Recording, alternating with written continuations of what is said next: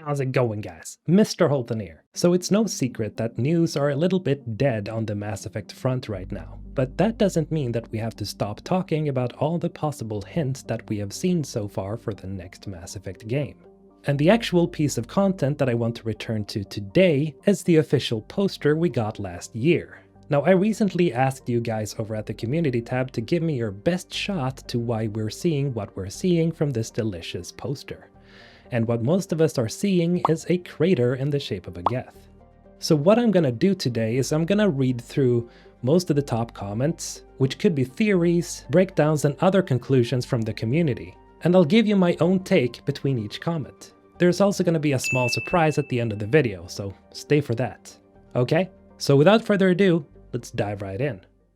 So the most upvoted comment so far is from Existential Cellcath, who said this: I don't know about the Geth specifically, but I really hope we get the chance to reboot at least some synthetic life. Characters like EDI and Legion are too good to never be seen again. It could also act as a big choice for the player, similar to the Genophage, as I expect a lot of characters would be scared of AI after the galaxy almost got wiped out by it. Even the Quarians likely didn't have time to make peace with the Geth before the end of ME3. Now, as Cellcath says, EDI and Legion are absolutely way too good to kill off completely. Both of them have been my favorite squad mates because of their unique perspective being AIs. Legion helped us fight the Reapers before. There's no way it would have agreed to this.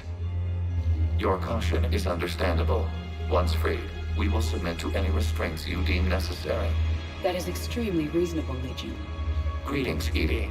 We did not expect you to gain license to operate a personal unit. Cellcath also points to an interesting prospect that this shape of a Geth could possibly represent an upcoming choice we have to make that makes it sound very similar to the ones we had to make in Mass Effect 3. Comparing it to the fear of the Krogan after the Krogan rebellions, where this time everybody fears AIs because of the Reaper invasion. The Quarians and the Geth also barely got any time to acclimate to each other's presence if the peace option would be canon. So chances are that a lot of Quarians would still be very opposed to AI. Fellow fan Shalkonik reiterates some of Cellcath's feelings by saying this: honestly, the Geth are probably one of the more interesting races in the game. If in fact the Quarians and the Geth coming to a peace agreement in ME3 was canon, hopefully it is, after the Crucible was fired, and assuming the Destroy ending was canon and Shepard survives, it isn't too far outside the realm of possibility that the Quarians recreate the Geth, or some version of them at least. They are extremely efficient during battle, and they are reliable workers also. Basically, what I'm trying to say is that the Geth are too much of a valuable race to ignore for the fourth game. You can't spend all that time building a story like that of the Geth just to destroy them completely.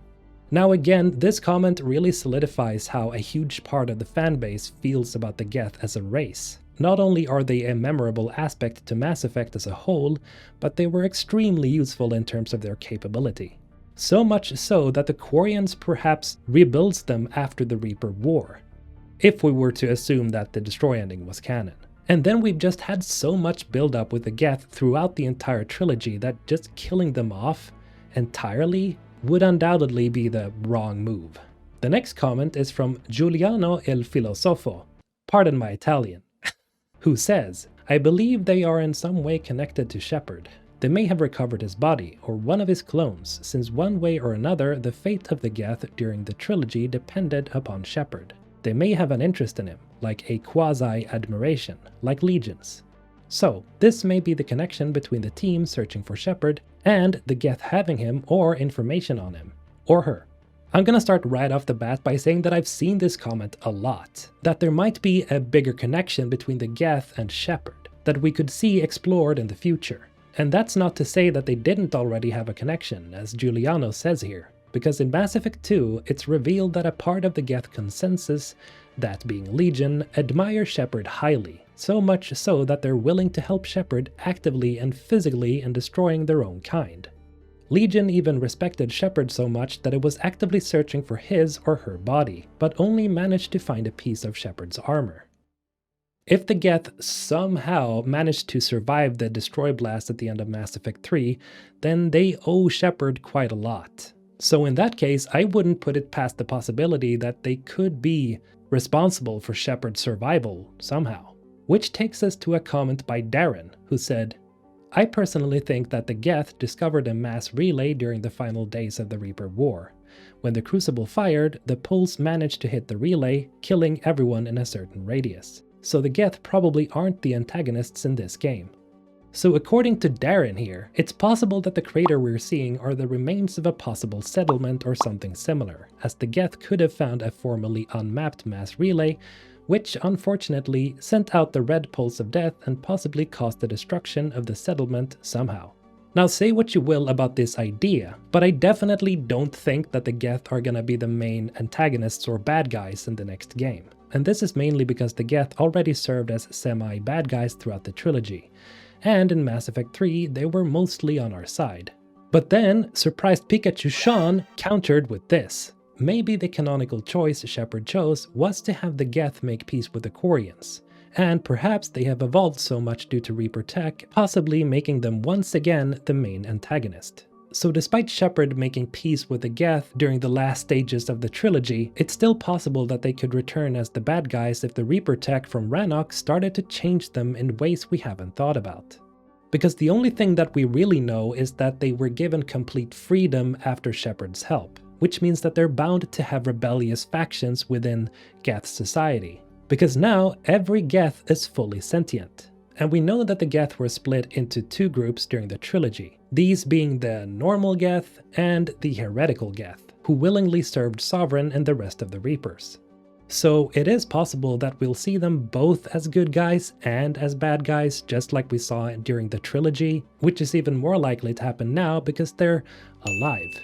Now let's finish off with a very curious comment by Roy57on, who wrote this. The Geth's lens with the horizontal line going through it could be symbolic of a Mass Effect relay. If the Mu relay in ME1 got knocked off its trajectory by a star-going supernova, then it may be possible that something similar happened to another relay in Geth space. Now this really woke my curiosity, because just as Roy says, the so-called Mu relay was knocked off its path since the star it orbited around went supernova. So the relay was essentially drifting around in a nebula until the Rachni found it. What the hell is this? So in essence, a similar event to what happened to the Mu relay could explain why at least one system inhabited by the Geth would be unaffected by the blast, moving said Geth away from the blast radius. Perhaps some of the beams never reached certain relays because of their positioning, which again could explain why some Geth survived. They were simply not in the vicinity of the blast itself. Alright guys, I know that you probably would like me to continue going with this for hours, but unfortunately I would never get the video out if I did that. Now, here's the surprise. As some of you guys know, I recently became a bioware brand ambassador, which means whenever you guys buy something on the official store through this link right here, I get a small cut. And since a few of you have already used this link to buy stuff, I'm finally able to at least give back something to the community for helping me build this channel. That's why I've been spamming the link to the store so much. So, what I want you to do is go to the comment section, enter the name of the person you think had the best comment or the best idea of all these 6 that I've covered. And whoever wins the most upvotes, so remember to click thumbs up on the comment that you agree with, well, this person who wins the popularity contest will be winning a $20 gift card to use on the BioWare gear store. Now, of course, $20 doesn't really sound that much, but since I want to do this more frequently and with higher amounts and more gift cards, I'd also like it if you could share that link below with family, friends, or what have you. Hell, you could even share this video altogether. So, again, remember to comment below which idea you thought was best. And as always, have a great day, guys. MrHulthen signing out.